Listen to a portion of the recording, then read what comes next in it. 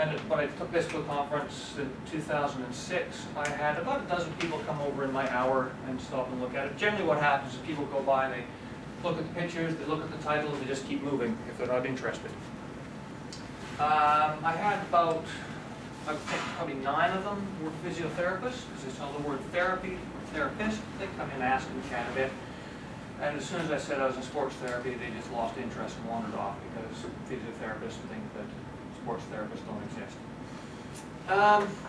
But I did have 3 people stop by who actually had some good questions. Oh, did you consider this? Did you measure that?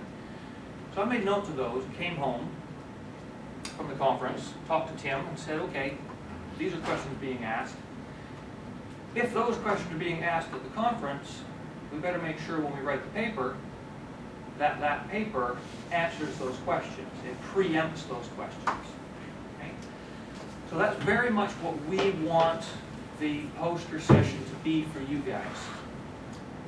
You get asked questions by us, you make note of those, you make note of your answers, and the second half of assessment 3 is essentially 3,500 words in the format of a Journal of Sports Sciences article submission. Okay, so we've asked you to go from first year learning how to read and find papers, second year how to digest those papers and create a proposal of your own based on their methodology, etc. This year we're asking you to gather the data, present the preliminary findings as a poster, and then close the loop in the knowledge of science by producing your own journal article. Okay? So Tim and I had a chat, and we said, okay, we've done the poster, we've had some decent feedback. Is it worth going ahead and writing this up, submitting it? So we did, and the people we submitted it to, Journal of Manual Therapy, said, okay, that's something that people need to know. So that's our project. We've nursed it all the way through. We've got it published. So we've closed the loop, right from conception to dissemination. All right? So you guys are following the same loop. You guys might be looking at these projects and being slightly despondent. I did a lot of work last year. I wanted to do my own project. These projects this year are being slightly driven by our research interests. And you may find that somewhere down the line you get an email from Tim or myself, and we say, oh, take a look at Journal X, pages Y, and at the bottom you might find something like this.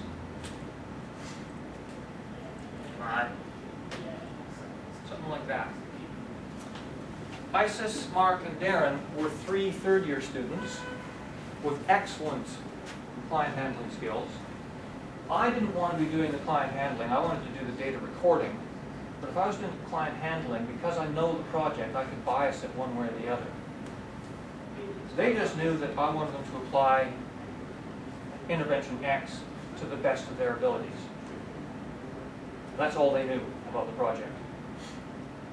Okay? So they were blind to the intent of the project. Therefore, they just did what they did naturally. They didn't, well, Peter wants it to be an increased range, so let's push harder. Okay? So what I would more likely expect that to look like on the type of work we're asking you to do this year would be the authors gratefully acknowledge the assistance of sports therapists, Jack Meads and Christopher Stubbs, in their handling of the pilot study from which this project grew. Okay? So these aren't dead ends for you guys. These aren't, as I've called them earlier, mini projects. In a lot of ways, they are your way of helping us further the science facilitatory by doing good work now so that we can say, okay, that's working really well as a protocol, and the information and data you guys have produced is going to say, right, this is the way we should do the projects for us to publish. And if we are publishing off of the work that you guys have laid the groundwork for, we're obliged to do that for you. So you can get an email 2 years from now. Next time you go for an interview, take this with.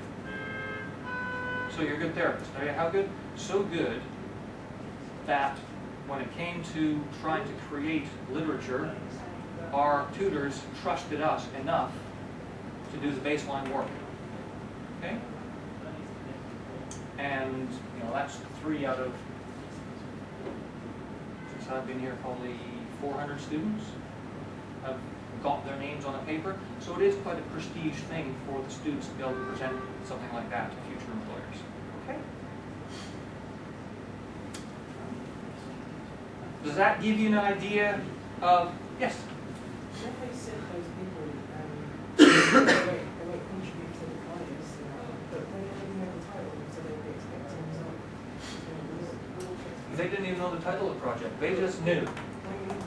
Well, you guys will, but you guys will be creating pilot projects, not actual publishable data.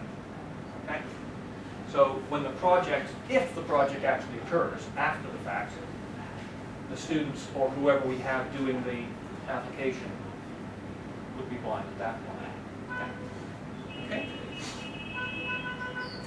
Yeah, so that's me sort of showing how we close the loop. And basically we are having you travel a parallel journey. Okay?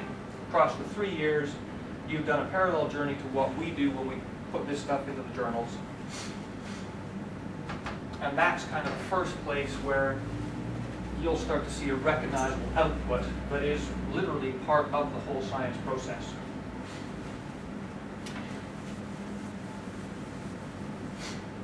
Now, I suggested that the standard procedure will be you, Tim, me, for example. You come in and give us a pen drive, blah, blah, blah.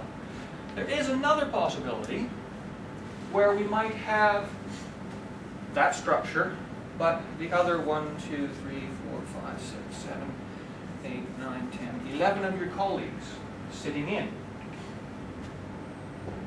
So you 2 know exactly what you've done because you're a mini group. But you 3 really didn't know what they were doing. You knew the field and stuff. It's your chance to say, oh, that's where you guys went with it. Yeah? And that would be sort of like that seminar band in the middle there that I described at the conferences. The other possibility is we organize a big room and we get 74 posters in that room, and that's the Tim Payne section and that's the Sandberry Wilson section, and there'll be a time frame where we want you guys here and we'll come by and do the question and answer for your assessment. And then once that's done, you guys are free to roam around and look at everybody else's posters. Okay? And that would be like the standard poster presentations at a conference. Do we have a choice whether we do that or not? No. Yeah, so I thought you were going to say originally it's for everybody. Nah, nobody can go around that. Everybody will be there, but the assessment portion will only be the 2 people who would normally have assessed you in the small room. Yeah. And everyone else can just wander through.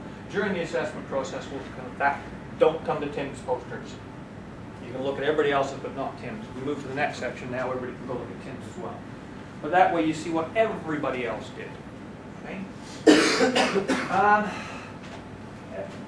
And right now, it's undecided which of the 3 formats it's going to be. However, I can guarantee you that whichever format it is, every student will be involved in that identical format and assessed in an identical fashion.